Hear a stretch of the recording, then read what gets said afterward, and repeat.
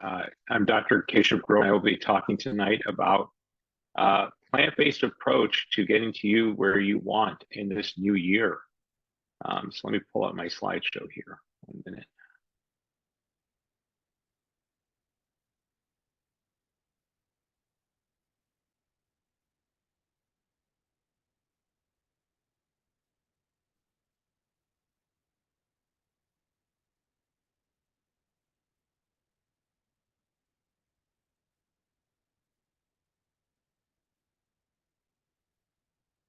Okay. Just going to give everyone a couple of minutes here to join before getting started. I'm going to keep this very casual throughout the talk. If anybody does have a question, they're more than welcome to raise a hand and to ask during the talk. I will try to answer all of the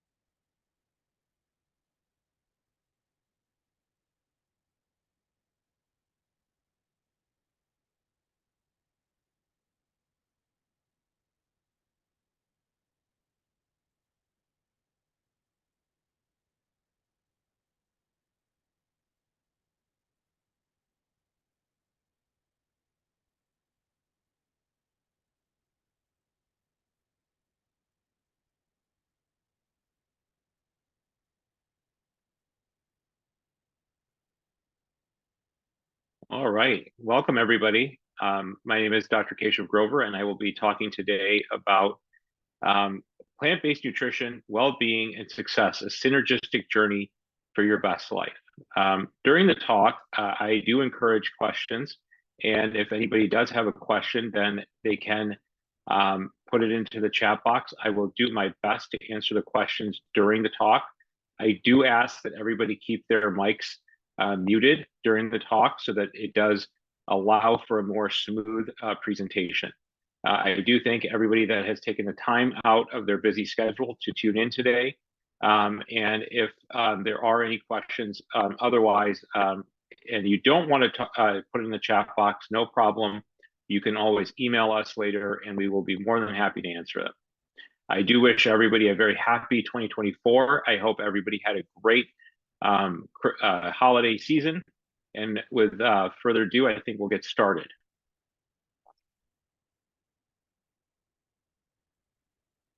So what is PBNSG? PBNSG is the Plant-Based Nutrition Support Group, which really is a revolutionary organization that allows like-minded individuals, whether you are an omnivore, a carnivore, a pescatarian, a vegan, and you're trying to be completely plant-based or include more plant-based foods into your diet, or curious about what plant-based eating is, this is truly a unique community where we together as one, we're choosing a healthier way to live, or we're choosing health overall rather than illness and disease that many of us either have personally suffered with or know family members that have suffered with.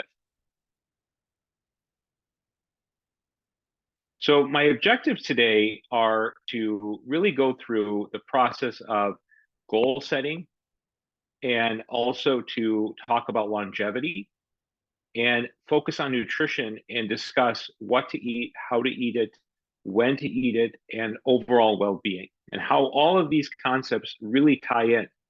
And to think about the process of improving plant-based eating for your well-being, I want you guys to all think of this as a seed, where you're planting the seed just like a plant and nourishing that seed with the right soil, the right wind, the right sun, the right warmth and temperature to really experience your best well-being. Because at the end of the day, that is our biggest asset.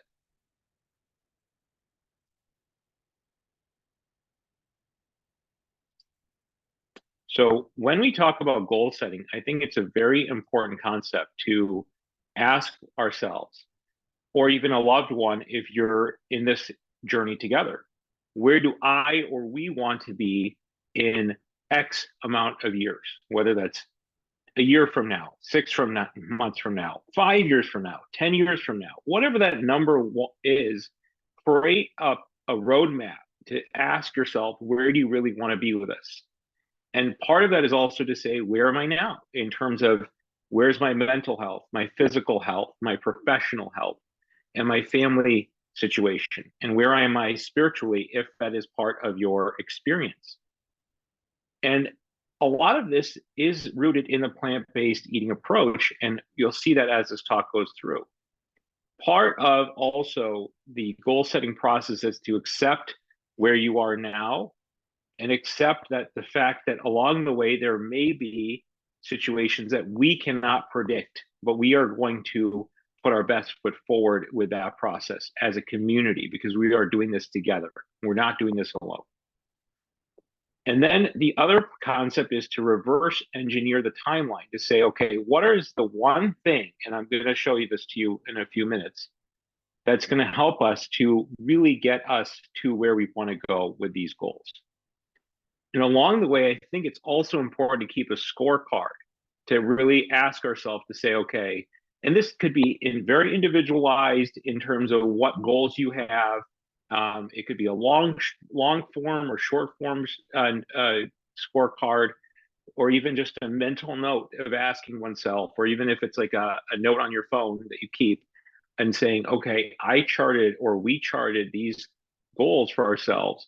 How are we going to get there, right? So that and also to make sure that you're keeping up with that. It's almost like when in school, a student has a progress report or a goal card that helps us to see the progress of our journey for ourselves. This is for us at the end of the day. So I like this quote by Gary Keller, who is a very successful real estate entrepreneur with Keller Williams domain real estate. And one of the things, and I have no affiliation with that, but one of the things that I liked about his book called The One Thing was that he identified this process of getting extraordinary results is all about creating a domino effect in your life and really identifying what is it, that one domino that's going to allow us to get to our goals that we want to. And I'm going to show you this in just a minute here, where if you take a look at the geometry of dominoes, that a domino that is stacked in front of itself can knock down 1.5 to 2 times of how large that domino is. So if you keep stacking dominoes, you could knock down the Tower of Pisa in Italy, as a matter of fact, in terms of the physics behind the domino effect, which is shown here. Speaking of the Leaning Tower of Pisa, this was completed in the 1300s. And you can see that it's engineering the goals that the architects and the builders of this tower had were very well constructed, because clearly there's high endurance here for longevity of this structure, which I would also make the analogy to a tree, where you may have trees in the redwoods and other areas of the world where they've been standing for hundreds of years because of really good foundation from that one seed that was planted. So what is really longevity? And there's a few different definitions, and I think that is a very personal conversation, but these are some to consider. The ability to last long, durability, a long life, great duration of individual life, or it could be that I just want my week to be better. That's the longevity I'm looking for. It could be any of those things that you define for your own life. And I think part of that is that we should look at some of the communities around the world that are experiencing that longevity that do follow a plant-based approach. And if you look at the blue zones, which are around the world, such as Okinawa, Japan, Sardinia, Italy, Crete, Greece, Loma Linda, California, and so on, they are consuming variety of whole foods, a plant-based diet, rich in polyphenols as well as antioxidants, and they're really eating more plant foods, plant-based, I should say. And they're not relying so much on supplements and medications as their primary focus. They're consuming nuts, seeds, extra virgin olive oil that's cold pressed, for example. In some of their populations where they do consume, let's say, wild caught fish or marine algae from a plant-based perspective, and items such as seeds and nuts. These are great examples of how we can consume, how we can absorb those nutrients in our system to help us thrive. They also believe in a community versus an isolated lifestyle. They practice intergenerational relationships where grandparents may be more involved in the grandchild's life, where there's more of community, where you have a large range of ages all amongst each other, where they're sharing each other's experiences with one another, and that is very enriching for their longevity. If you look at the Japanese practice of shirin-yoku, which is what's referred to as forest bathing, where they often tend to go in the forest and spend in more of the rural areas, and even in the cities. I've had the pleasure of visiting Tokyo, and there are botanical gardens and areas where people often will be experiencing the leisurely afternoon or going for a walk, and they're really able to soak in that grounding experience by being in the forest or spending time in nature. And it doesn't have to be a lot, even something as small as 5 to 20 minutes in a day of grounding with the earth in terms of the forest bathing is extremely regenerative. And that, again, is an example of how we can use plants as a healing tool, not just in terms of what we're consuming, but by what we're experiencing around ourselves. And also, one should look at the daily household tasks that require such a higher level amount of physical input and output, really, from each person in the community in terms of cooking, getting the water, cleaning, squatting down to clean the floors, walking on unpaved or cobblestone roads and taking trails, going uphill and downhill. These are all extremely important aspects of their lifestyle, because in lieu of how in the Western world we go to the gym, they're getting that experience and even more automatically. And in some cases, if they're even closer to nature, they're able to experience that forest bathing concept alongside their daily routine. So the power of 9, I think, is such an important concept where individuals are moving naturally, as I mentioned. They have a purpose to their life. And this is what I think is so important, is to identify that goal, because our goal will help us to identify our purpose of why we are doing what we do on a daily basis, whether it's we're going to work, whether it's our interactions with our family, our communities, and what really drives us is such an important component in that power of 9. Downshifting in terms of being mindful and centering ourselves and really reconnecting with our purpose is such an important part of the power of 9 that is practiced in the blue zones. The 80% rule is also something that I think is interesting, and this came out of Italy. And this basically, in a kind of in a nutshell, is that 80% of our outcomes comes from 20% of our initial efforts. And this can be seen in several business models as well, in work efficiency models, as well as in real estate as well. And so there's a whole host of examples of the 80-20 rule that I think is important to consider. And then also plant-based diet is also there in terms of where they are slanting towards a plant-based diet in these communities around the world, which I think is also indicative of their longevity. They're having some wine at 5 in terms of the ability to experience the polyphenols and the antioxidants from items such as red wine, which also then is a way for them to be a community at dinner as well. And they consume items such as wine in such a moderate way that it's not where in the West where we're having huge glasses of red wine and maybe more than one glass, where in those areas of the world, it's much more just part of their culture, and it's done in such a moderate way that it's not having the negative impact that sometimes we see in the Western world.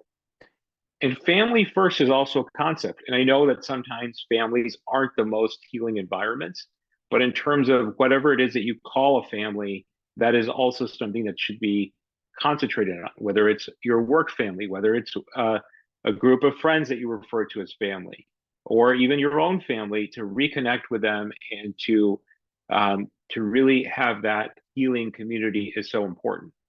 And that's where, there's a sense of whether it's a religious belonging or a spiritual group, or if you're part of a, a bowling club or a league of some sort, or even if you go golfing with some friends or play pickleball, which is the new trend, and belonging to a community is such an important part of the power of nine.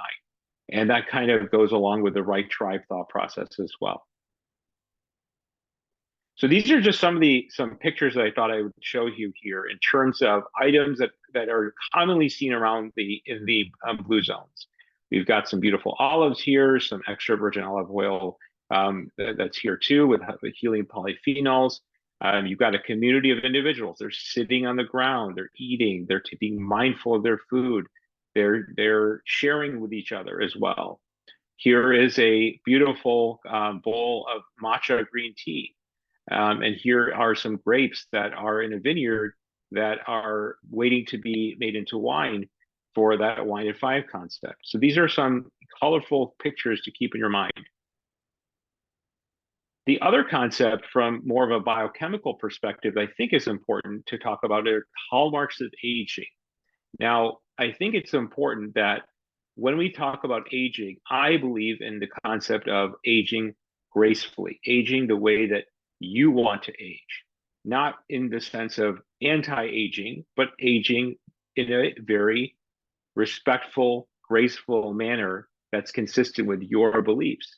But part of that is to understand that when we have aging at the cellular level that occurs, that does at times limit our abilities. So here I'm going to talk about certain concepts where plant-based approach, along with a lifestyle, can really help to halt or even reverse some of these processes.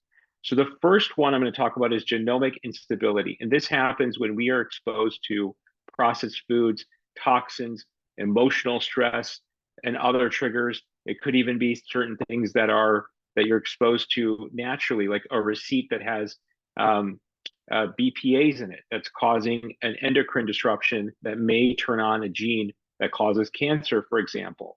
So that's an example of that. Telomere attrition, and that is kind of a complicated term for some, but basically we have these components of our cells that every time our cell replicates, the ends of the cells have these telomeres that keep the cell together. And so in the nucleus, actually. And so every time it replicates, these telomeres actually get somewhat smaller. So that's a sign of the aging process, that if the telomere is much smaller than it used to be, then that's indicative of aging at the cellular level. And epigenetic alterations, that also is based upon the foods we eat can trigger different inflammatory actions, which I'll show in a little bit too. Loss of proteostasis. This is basically a fancy way of saying that when our body has to process proteins and make proteins for cellular healing, immunity, for digestion and brain function in other parts of our body, our hair, our skin, our nails, when these proteins are not folded correctly, it causes more aging. And we can see that in certain individuals with fine lines, wrinkles, heart disease, dementia. This is a part that we should be conscious about. Deregulated nutrient sensing, where we're just eating food and not nutrition. And this is a large part of it is because we are at the behest of corporations that have fed us food that is processed, refined, and nutrient poor. Mitochondrial dysfunction is a hot topic right now. And that is something that we should all be aware of, because our mitochondria are the power plants of our cells. And if you are exposed to toxins, trauma, inflammatory compounds from some poorly processed animal proteins, or from refined sugar, or from artificial dyes, or other chemicals that are in our food, that can be extremely harmful to our mitochondria to function, to create enough energy for our cells to succeed. And then cellular senescence is this concept where our cells just get older and we get these what are called senile plaques in the cells, which lead to diseases such as Alzheimer's disease and other neurodegenerative diseases that we're seeing increasing in number every year. And then this concept of stem cell exhaustion. Our bodies are equipped with these amazing lines of cells that can go and become a skin cell, a heart cell, a tooth cell, an eye cell. And every so often, those cells are regenerated so that we get new skin. So if you think about it, every day we slough off a layer of skin cells at the top of our layer. We make new hair.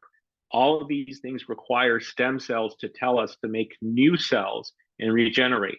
But over time, the more that we have been exposed to, like I mentioned, toxins and other burdens and stress and eating poor food, then the stem cells can get exhausted as well. So why should we care? In the US, most of our healthcare dollars are spent in the later years of life, specifically the last decade or so. And sustaining and increasing purpose as we age is so important in terms of defining elderly roles, connecting with our younger generations, whether that's a friendship, a mentorship, or connecting with a grandchild or other connections. We also have this failing model of prolonging the time that we live versus the quality and thriving with the life that we have in terms of what our healthcare system is focused on in this country today. There's also this epidemic of cardiometabolic disease and obesity.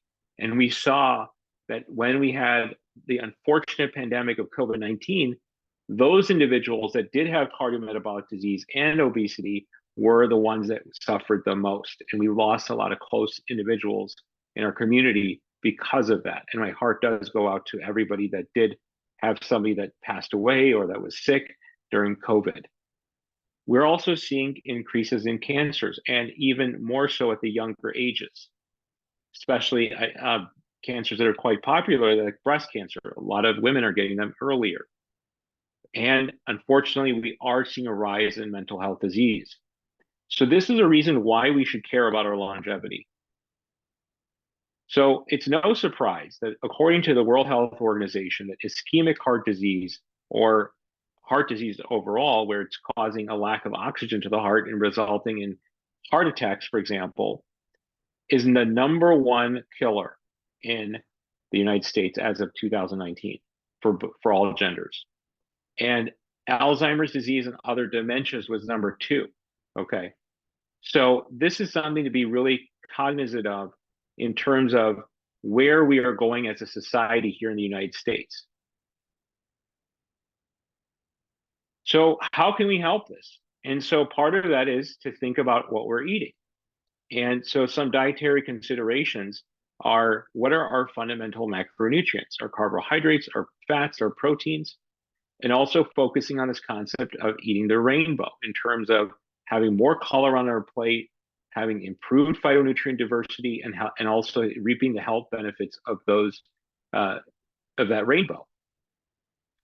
I also do believe that if we can eat organic and non-GMO or non-genetically modified organisms when possible, that is best. If at this point on your journey you are still consuming animal protein, I do recommend having grass-fed or finished products or wild-caught fish.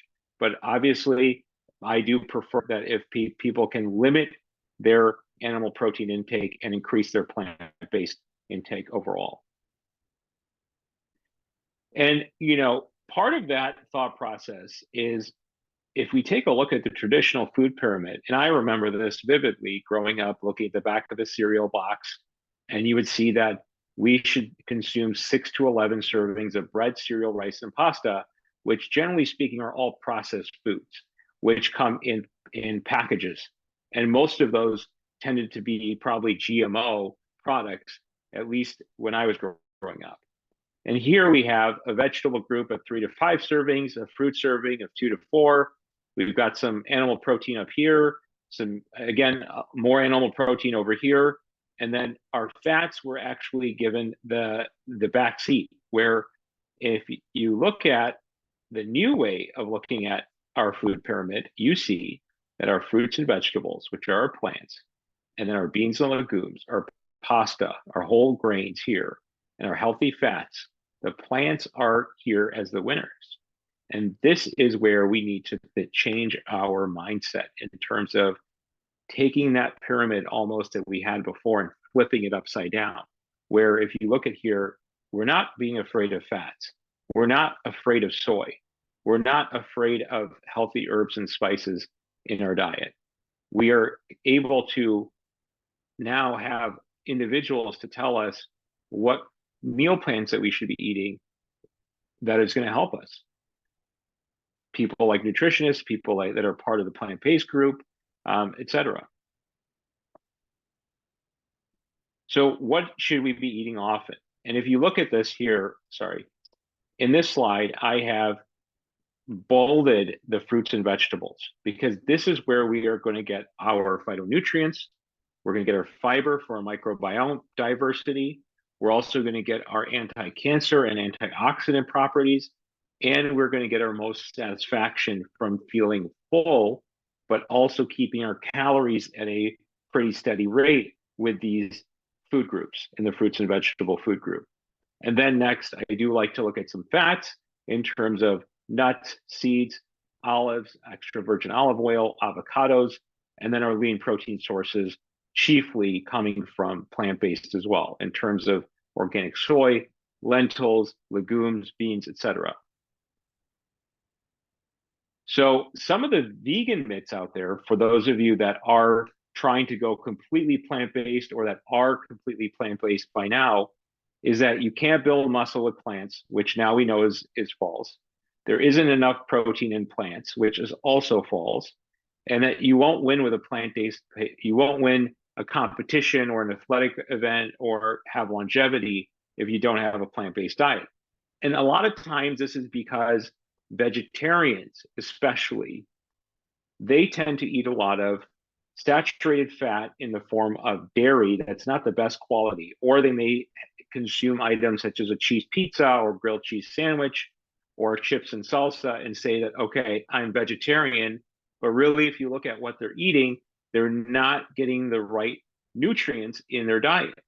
But by understanding what to eat in the plant-based world, we can get all of the nutrition and more that we need. So here's some evidence. You've got athletes like Novak Djokovic, one of the best tennis players that have walked our planet. Venus Williams, another person that we should take note of. Lewis Hamilton, F1 race car driver that has to perform at a much higher rate than most people do mentally and physically, driving a race car around a track for many hours at speeds that most individuals in this Zoom call probably wouldn't be able to handle, including myself.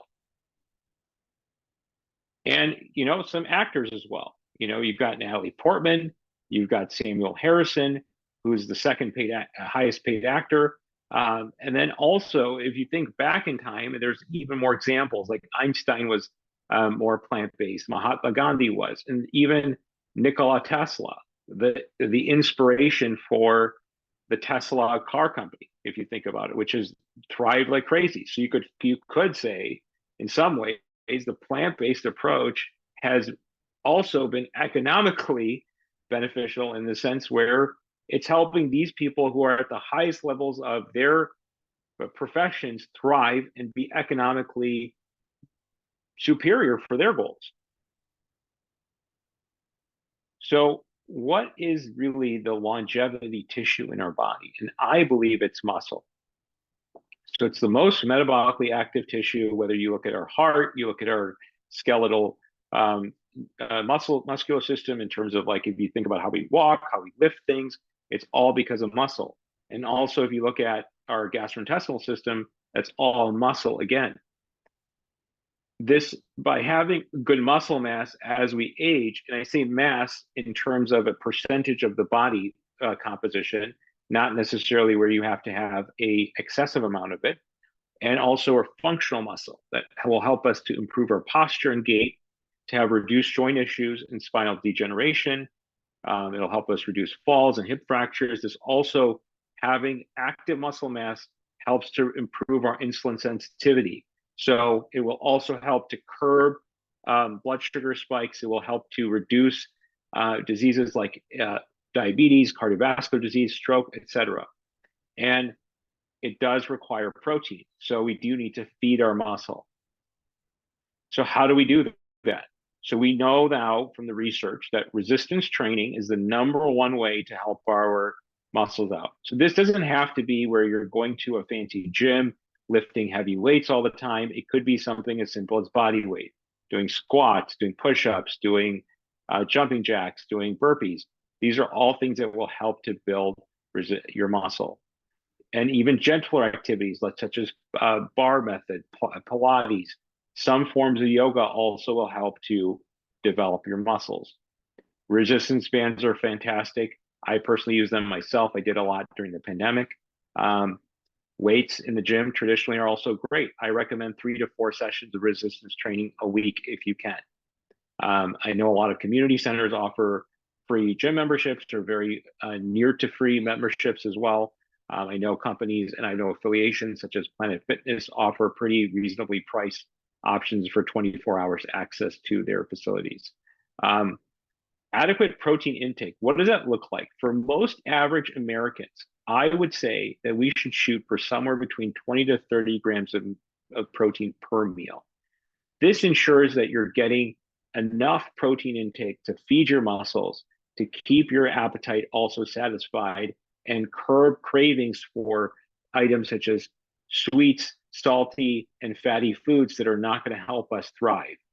And generally speaking, we strive to split that up in terms of 3 to 4 meals a day. So you're getting somewhere between 90 to 120 grams of protein at minimum per day if you are an active individual. Certain individuals, obviously, if you have like a kidney issue or you have other protein metabolism issues, then obviously consult your doctor.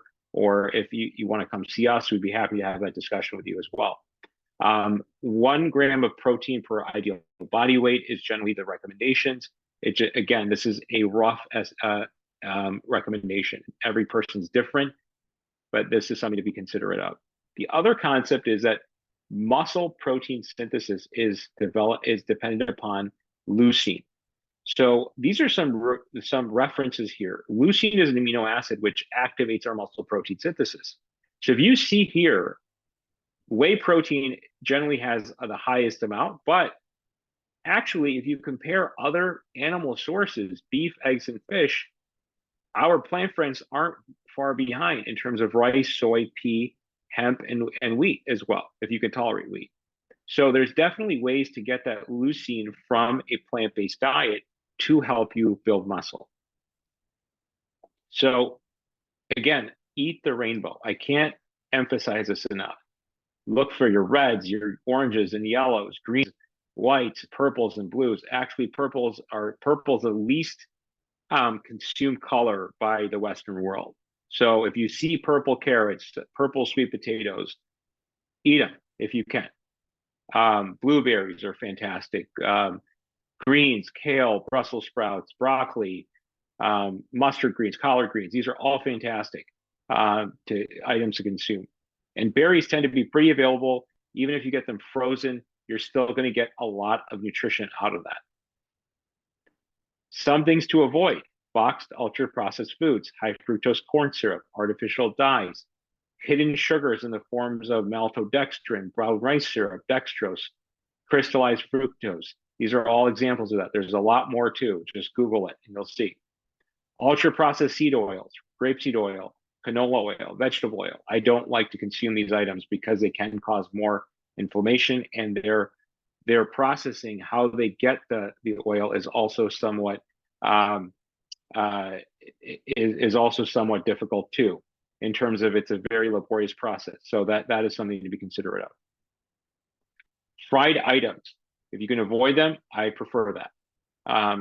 Simple carbohydrates, white flour, ultra processed grains. Also, if you can't pronounce it, if you're looking at the label, you're like poly, and then you kind of freeze because you can't pronounce that name, or if it's like a number of a chemical, You got to ask yourself, would you buy that particular item if it was in a bottle or package on its own? So that's another thing to consider too. We do have a question about protein from Anne. I'm going to answer this at the end. Also, to look here, what we should would avoid if you're not completely plant-based and you are eating animal products. I would avoid processed meats, farm-raised fish, factory farm dairy, conventional eggs, the dirty dozen, excessive alcohol, and refined flour and sugar. So when you are going to the grocery store, what do? You want to shop the perimeter. Don't go shopping on an empty stomach. Limit your time spent in the aisles. You want to buy fresh first and frozen second. However, in some cases, if you know that you're very busy and that you don't want your produce going bad and you prefer to have at least some produce in your house, then frozen is great too.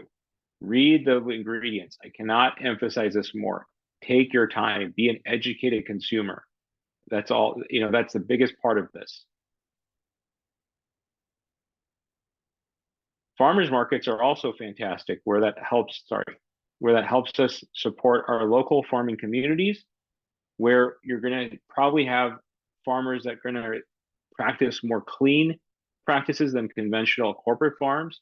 You're going to see a lot of variety and seasonality. And it's a great way to connect with community. Sometimes you might see friends you haven't seen in a long time, or bump into somebody, or start a new relationship with someone, or learn something. And if you're able to also think about the health benefits, if you do consume honey, local raw honey also is amazing for anti-allergy and helping to boost our immune system. So farmers markets are also a great part of practicing plant-based eating. Look at the labels. This is part of the rating as well.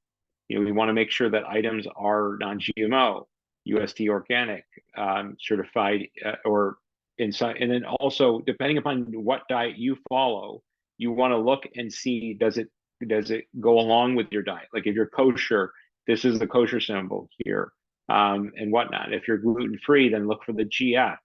If you're vegan, look for certified vegan. These are all ways to make sure that whatever you're buying is fitting into your lifestyle the right way. And also, this is like the premium brand here, regeneratively organic certified.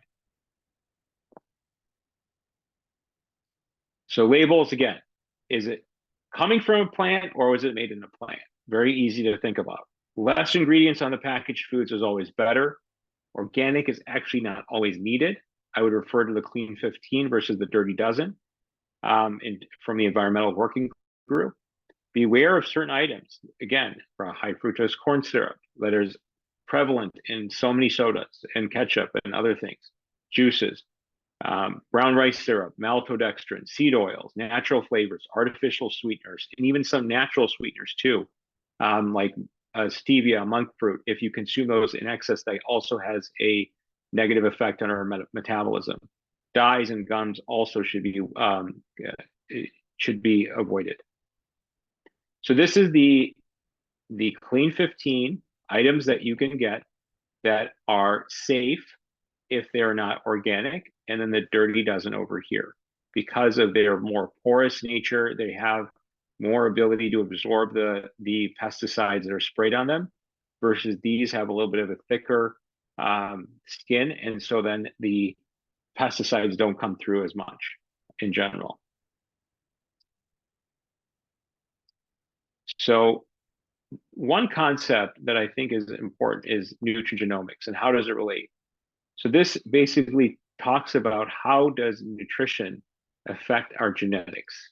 And if you think about it, your genes affect how your body responds to food, and what you eat affects how your genes behave. So this is an important concept, that it's a two-way street. Your genes will tell your body how to respond to the food that it eats, and then your food will tell your genes how to behave. So if we eat the right foods, then our genes will actually respond to the foods better. So it's a two-way street. So I don't want to get too deep into genetics here, but this is just an example of when you eat the right foods, when you have the right carbohydrates from your plant foods, getting vitamin D, you're getting good protein sources, you're getting good fats as well. That's going to help to reduce your lipid profile and prevent events such as cardiovascular events and reduce inflammation. This will also have an effect on our gut microbiota in terms of helping to produce the right species and feed the right species of bacteria in our gut. So this was an article which I thought was very impressive, which talked about that plant-based protein sources are healthier and beneficial to our gut microbiome. And these are just some of the key points. They're lower saturated fats and high in fiber and phytochemicals, and they help to reduce the risk of cardiovascular disease, obesity, diabetes, hypertension, which is high blood pressure, and certain cancers as well. So all of these are basically what is killing our society. So the easy source is just to go to plants. So this is an example of what happens when we consume a standard American diet, and we have more opportunistic bacteria that tends to be in processed meats. You hear all the time that a fast food restaurant has a recall because of E. coli or salmonella or other things, and that is because of this bacteria. And what that bacteria does here, and if you take a look here between what happens with a plant-based diet mostly, that you have a thicker gut lining here, okay? And this is a thinner gut lining, which allows these bacterial species to bind to our cells and to cause dysbiosis to occur. Because then that bacteria can lodge into our gut and create a new home. By having a thicker gut lining, we're able to help them not get in and create a new home. It's the best security system ever developed by our body, the gut barrier. And if you take a look here, when you have increased inflammation, you're going to have increased expression of different cell pathways and cytokines. They're going to increase our inflammatory response, which is going to help to increase fat deposition in our liver. So people are now getting fatty liver, which was a disease that was associated with alcohol. Now they're getting it from consumption of inflammatory foods, refined sugars, and not following a plant-based diet the way that we like them to. Now, on the other hand, if you do follow a plant-based approach and you are having more of a whole foods intake, you're going to have better gut barrier function, increased mucin, which is that barrier. You're going to also have a better immune response to foreign invaders. You're going to have less fat deposition in our livers. So our livers are such an important part of our detoxification pathways, also to help us produce bile to help digest our fats. And that's going to help us increase our metabolic function, increase our insulin sensitivity, and so many other benefits.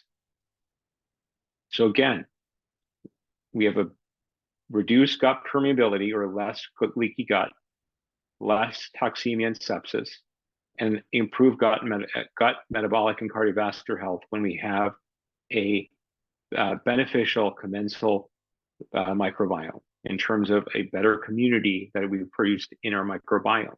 So see how that's connected? If you participate in a better community that helps each other have plant-based foods, we produce a better community literally within ourselves to be the best selves that we can be to achieve our well-being. This is all connected here. We're all connected in this network. And going back to that first slide, we are in this together as one.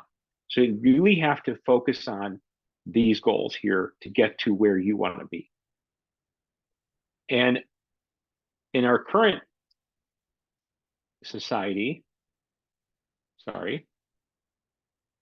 we have increased rates of antibiotics usage, increased rates of drugs and chronic diseases in modern life that has come in the way, which has increased our harmful opportunistic bacteria and reduced the beneficial commensal bacteria as well.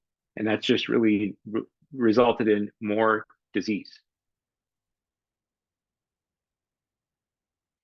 So this is an example of one particular bacterial species called Akkermansia muciniphila.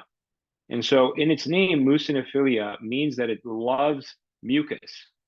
And so if you take a look at this in terms of that mucosal barrier that is so important, if you take a look at the aging process, in individuals who are centenarians, where they've lived into that 100+ category, their akkermansia is quite high because it's been very protective of them from developing diseases.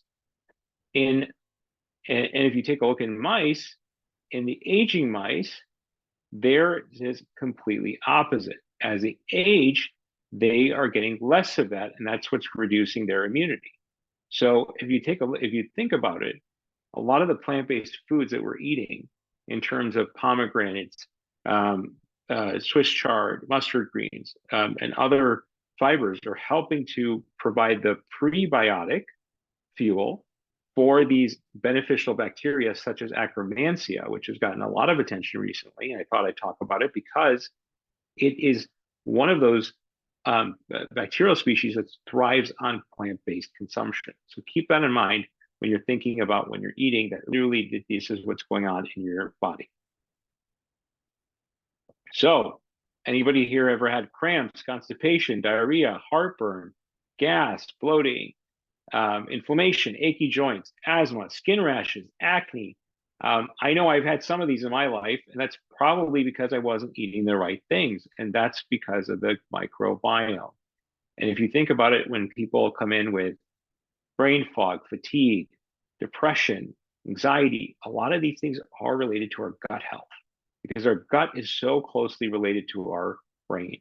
And that is something that we should consider. And it's also, our skin is such a great dashboard. I almost pretend our skin is like the dashboard of our health. When we have acne, rashes, pimples, etc., this is our body telling us. It's like your car will say service engine soon, or something of that sort. That's a sign to look inside and say, okay, I got to take a look under the hood to figure out what's going on and why is this happening.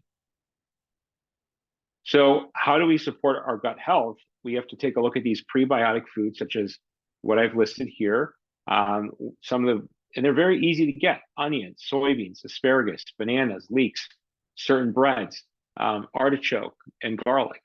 And then probiotic foods as well, such as you look at pickles, you look at miso, you look at kefir. You can even make these with plant-based milks too. One of my favorites, dark chocolate. I consume this quite a bit. Excuse me, maybe sometimes a little bit more than I should, but these are all things that are going to help our microbiome. So if somebody is thinking about, oh, should I go on probiotics? The first question really is, what diet do you have? And have you optimized the fuel that your bacteria need before going to a supplement store or getting something on Amazon or online to help your microbiome? So these are some ways, to practices to include on a daily basis to get to where you want. Have we moved today? Did we have some time away from eating? Everybody is different. Everybody has different tolerances. Some individuals love the 16-8 model, where you're fasting for 16 hours, eating for 8 hours. Some are 12 hours fasting, 12-hour eating window. Everybody has a different metabolism, but there should be at least about 8 to 10 hours where we aren't eating and are allowing our gastrointestinal system rest, to allow to digest our food and to move food through our GI system to produce regular bowel movements and to keep our blood sugars more regulated. And so this is something to consider as well. Intentional eating, meaning that when you're eating, it's not just out of boredom or that you're at the movie theater and stuffing your face with popcorn just because it's there. There should be an intent that you're putting nutrition into your body and not just stuffing your face, in terms of why we're eating. And I say that because when you do practice plant-based eating, individuals will see that they're actually feeling satisfied. So you don't have these cravings for food that's not intentional. Cold therapy has gotten a lot of news lately. A lot of celebrities are doing this as well. Wim Hof is one too to consider. Heat therapy is great. Sleep optimization, I can't stress that enough. If I could put sleep in a pill and sell it, I'd probably be the richest person in the world.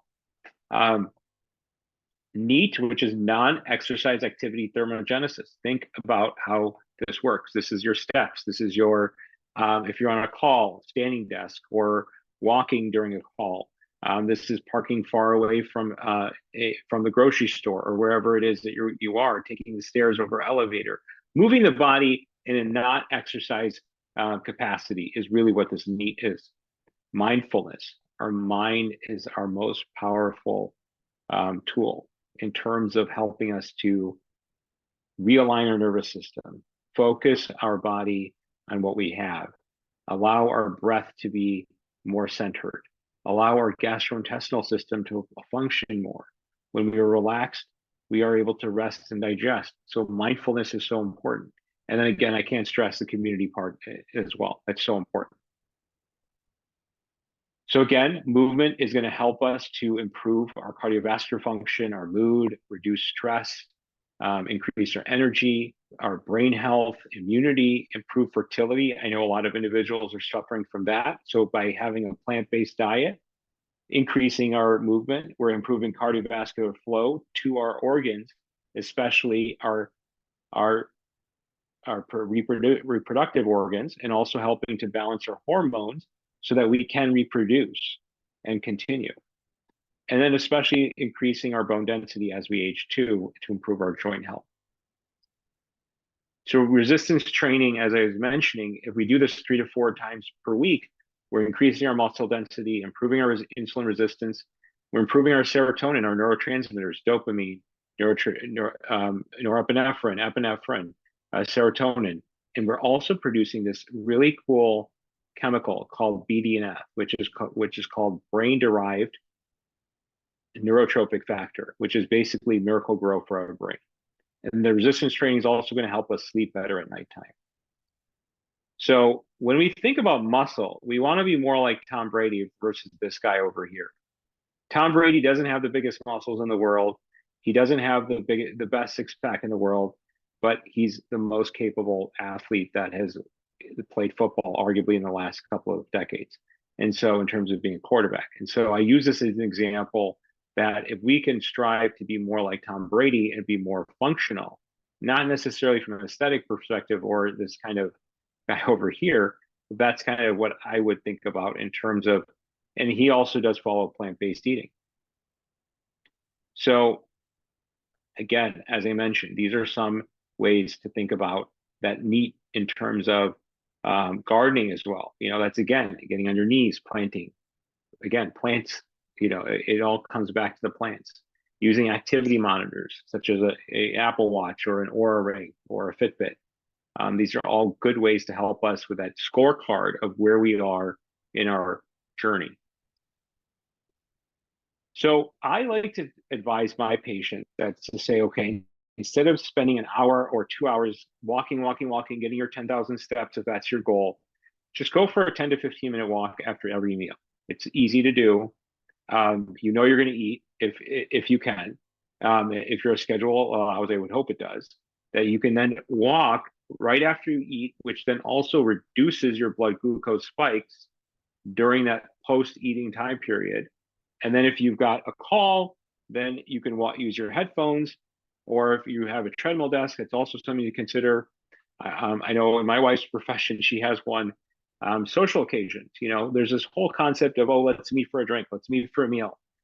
We can change that paradigm to say, hey, let's meet for a game of pickleball, or let's go for a walk, let's play golf, let's do whatever it is that is going to be fun for you outdoors or indoors if it's winter. So with the fasting and time restricted eating, I'm not going to dive too much into the science because this could be a whole lecture in itself, but really when you do take that 8-hour, and if you look at a lot of Eastern traditions and the yogic culture, Ayurvedic approach, the prescription there is about 8 hours of time that your stomach needs from your last meal to be emptied in terms of where the food has gone into your intestines and then had a chance to be produced into stool.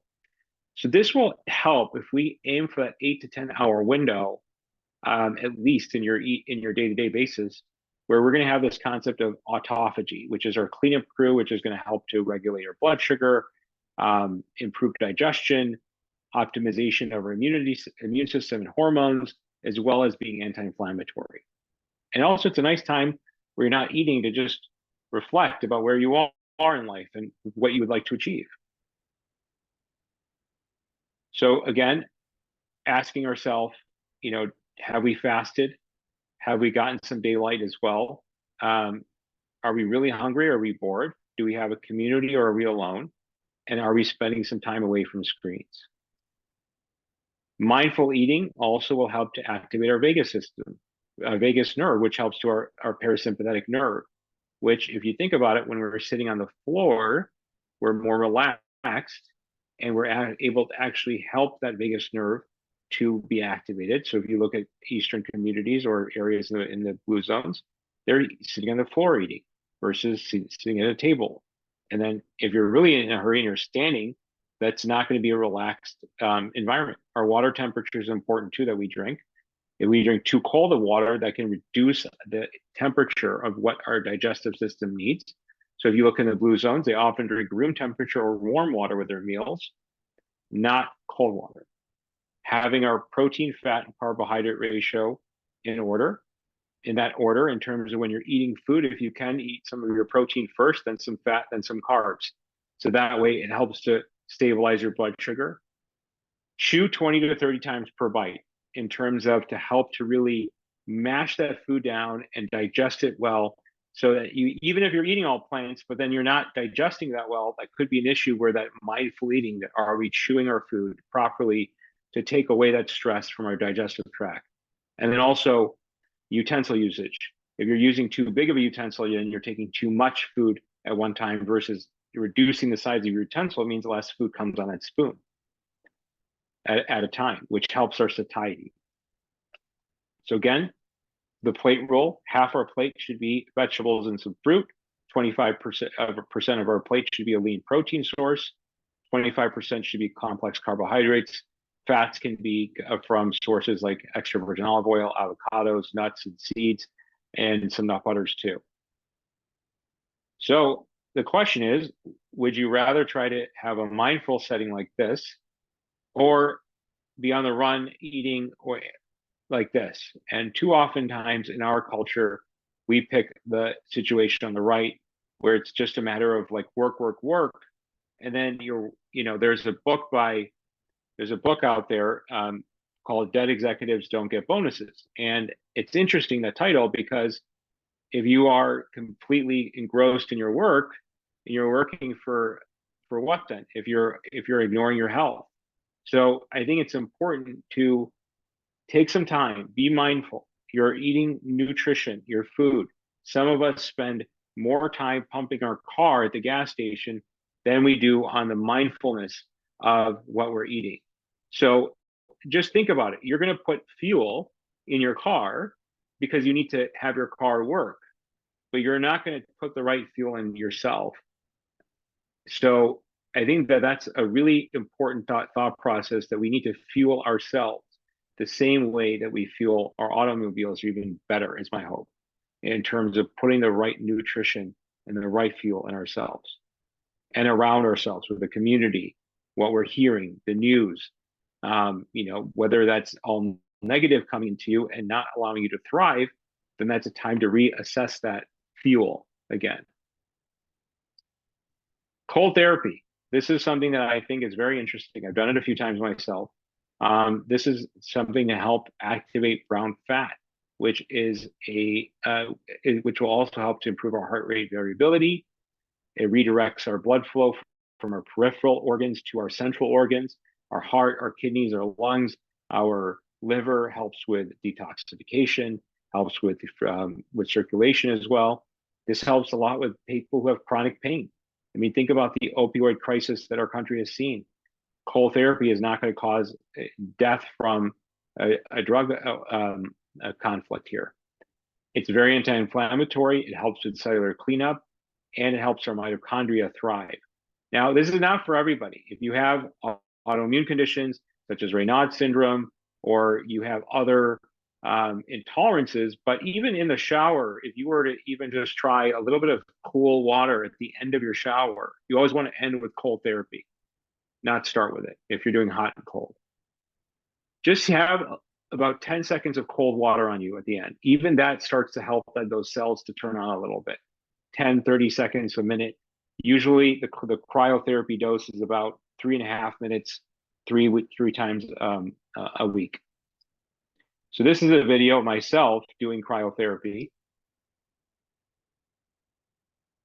where I was in there for about 3.5 minutes, jamming out to some music to keep myself busy, as an example. So this is something that if you are really looking for cellular cleanup and longevity, I like this therapy.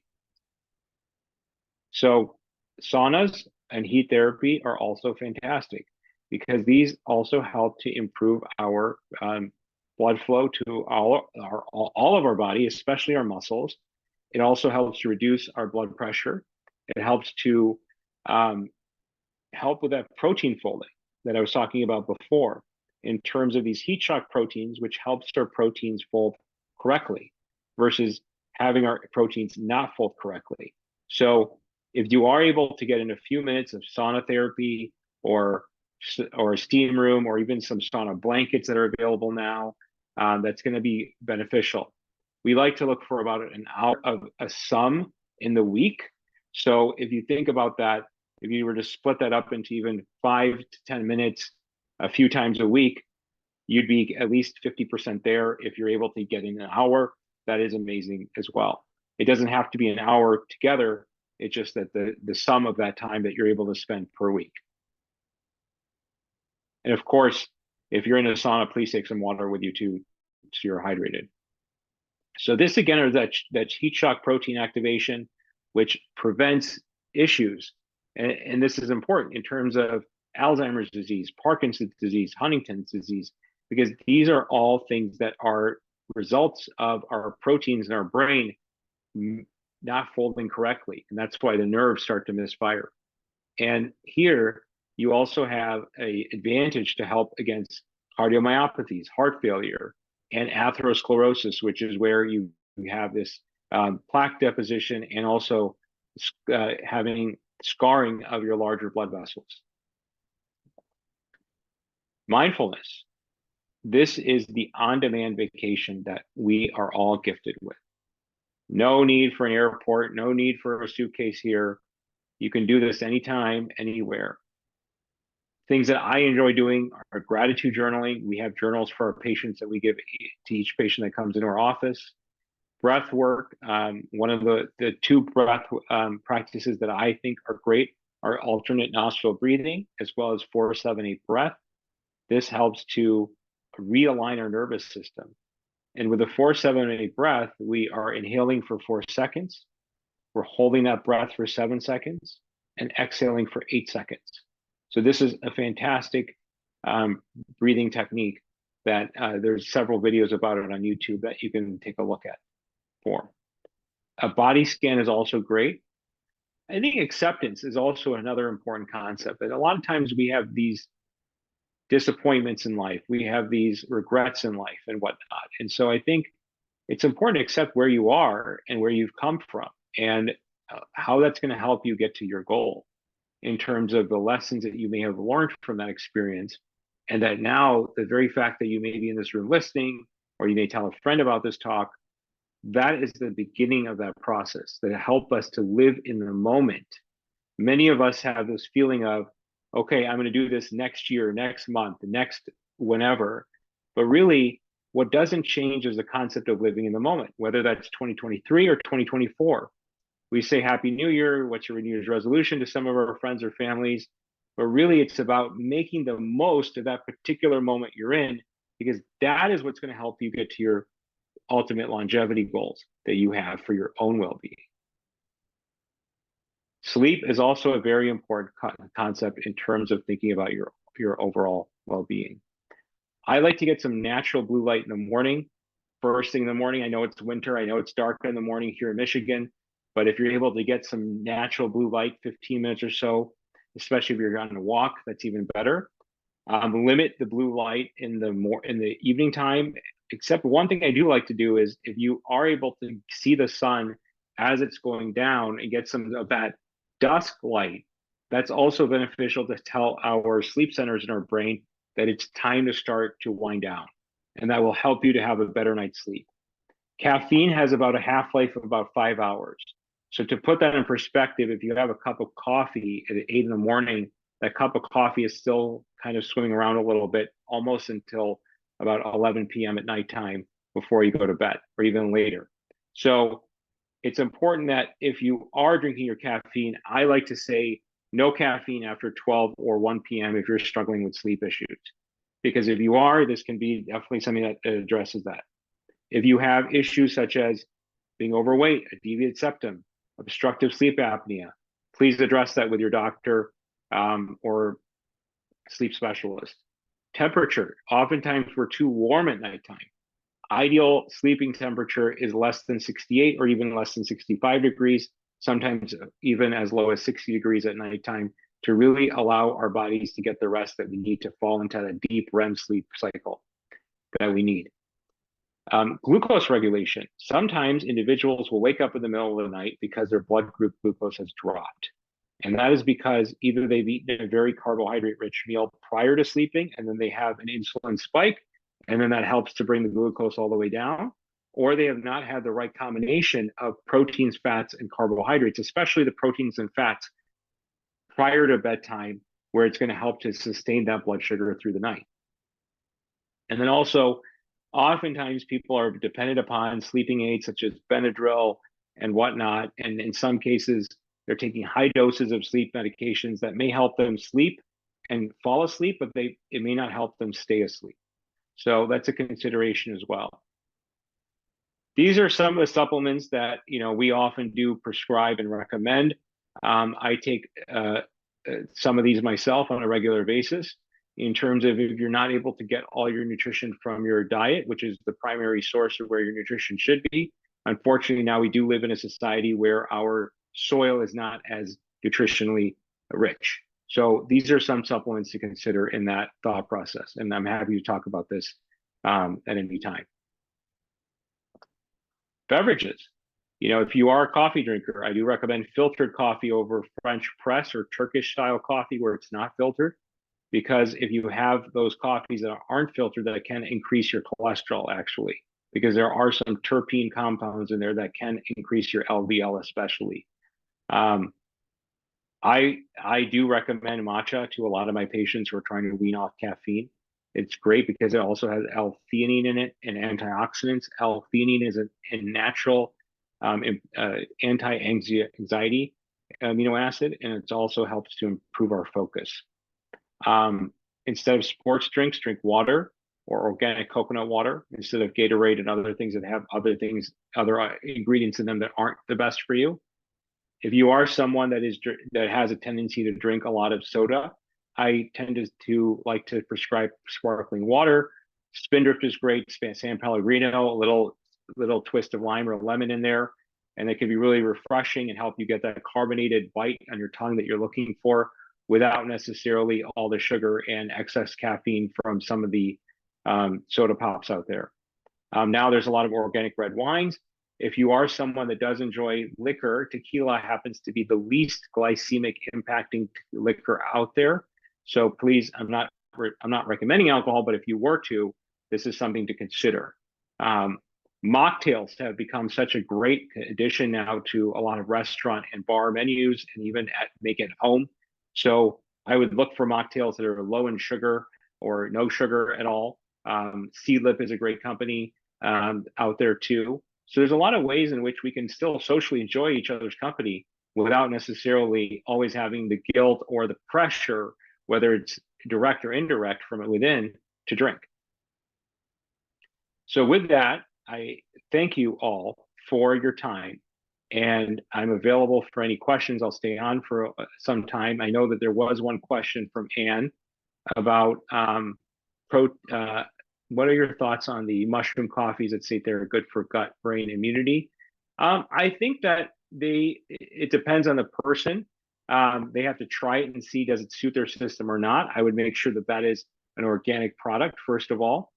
But I think a lot of these supplements and additions that we are trying to put into our diet, they're great, but I think we have to focus on, are we getting our carbohydrates, proteins, and fats and the basic principles of our diet first? But otherwise, I think that I don't see a downside to the mushroom coffees personally. And I think Ann also had a question about protein. You say that at person plant-based doctors, it is less than 90 grams per day. So I think it depends on your activity level. That if you are eating, if you're not eating enough protein, but you're eating more calories with like carbohydrates and fats that are refined and not as great, then what happens is that because you're not eating enough protein, then you're going to be more hungry for those foods. And so the one concept that I do like to introduce to people is that, if you look at the back of a label of something and it has 15 grams of fat, 20 grams of fat, that sometimes doesn't faze people. If you look at a label that says 30, 40 grams of carbohydrate from wherever source, that doesn't faze people. But if somebody sees a label that says 25 or 30 grams of protein, that becomes very overwhelming to people because protein has been given this really bad name in the community, in a lot of circles.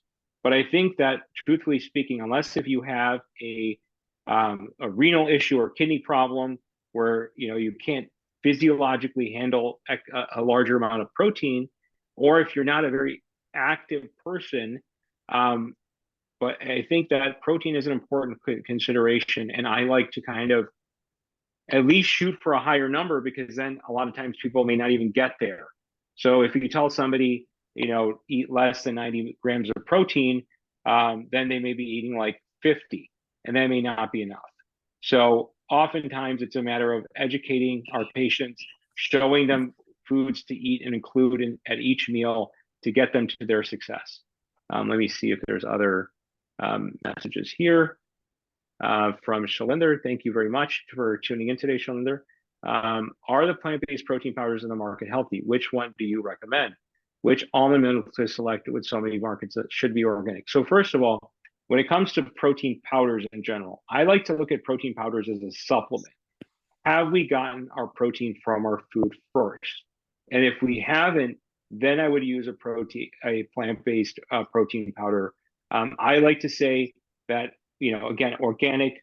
I would look for ones that do not have excessive sweeteners, dyes, artificial colors, things like that. I would look for ones that have proteins that are going to be higher in leucine in terms of helping you with that muscle protein synthesis. So the problem with soy proteins in powders is oftentimes they're soy protein isolates, and those do not have the anti-inflammatory components that whole soy does, such as edamame, tofu, and whatnot. So pea protein is great.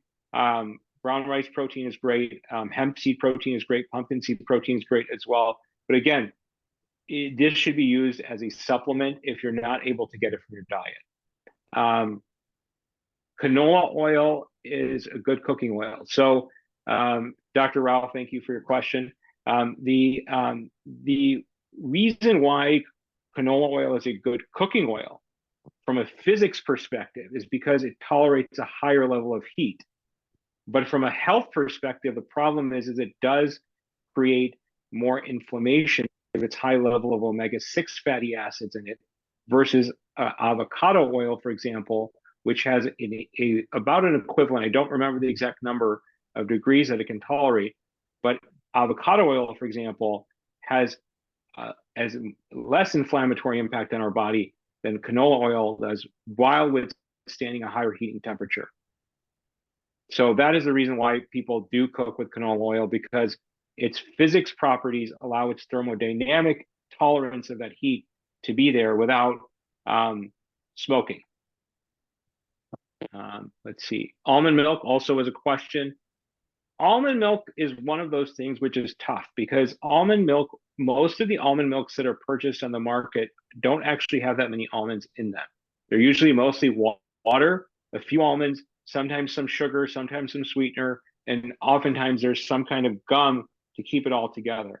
And if you look at the protein level, it's pretty low. And if you think about the reason why individuals drink milk, if you think about a mother nursing a baby, the reason why a baby is receiving milk is because there's a good amount of protein, fats, and carbohydrates all in that ratio. That's why one of my favorite plant-based milks is actually organic soy, because if you look at organic unsweetened soy, it is a whole protein. It has a great amount of leucine in it. It's almost 10 to 12 grams per cup, which is even more than dairy milk. And its carbohydrate level is lower than dairy milk, so you don't have to worry about your blood sugar going up the roof. And it has some fat too to keep you full. So if you are looking for a plant-based milk, I prefer unsweetened organic soy milk as a product. That's my take on that. I mean, plant-based milks are tricky because, you know, a lot of cafes and baristas use oat milk now and lattes and things like that. You got to be careful with oat milk too, because that does have oil added to it, that's seed oils usually, and sugars. And what happens is that when you refine oats in a way that a lot of the companies do, it actually produces more in a malting fashion of sugar, even though it might not say added sugars on the label, like it won't say sugar, but if you look at the nutrition label, it'll say added sugars. So oat milk tastes good because there's more glycemic impact there, but you don't get the fats that you want from milk, and you don't get and the fats are artificially added to oat milk with oils, and then the protein content isn't as much there either.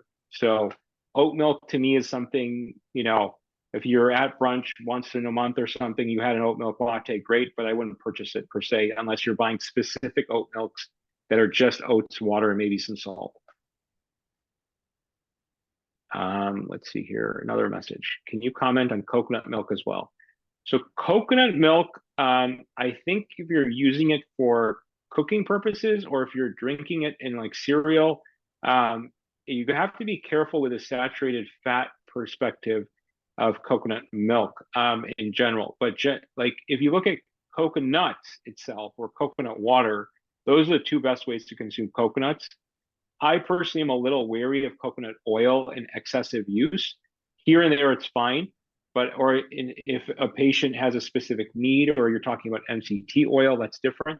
But your question about coconut milk, it really depends on the fat content of it. How often is the person consuming it? There's a lot of different components to that, Dr. Sharma. Thank you for your question.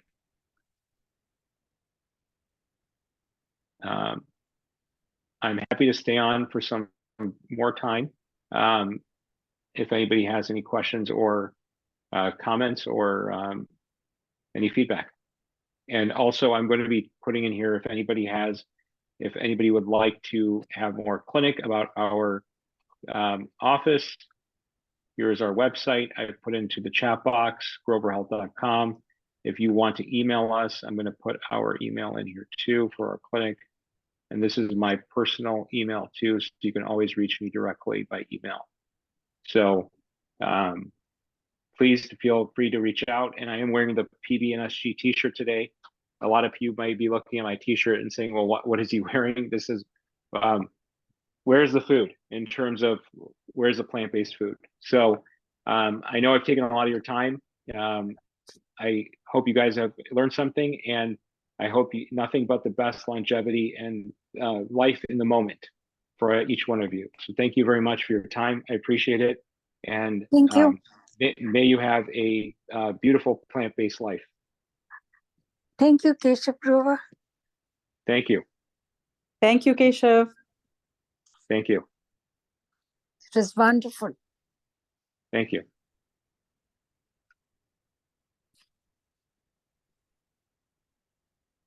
All right. Thank you.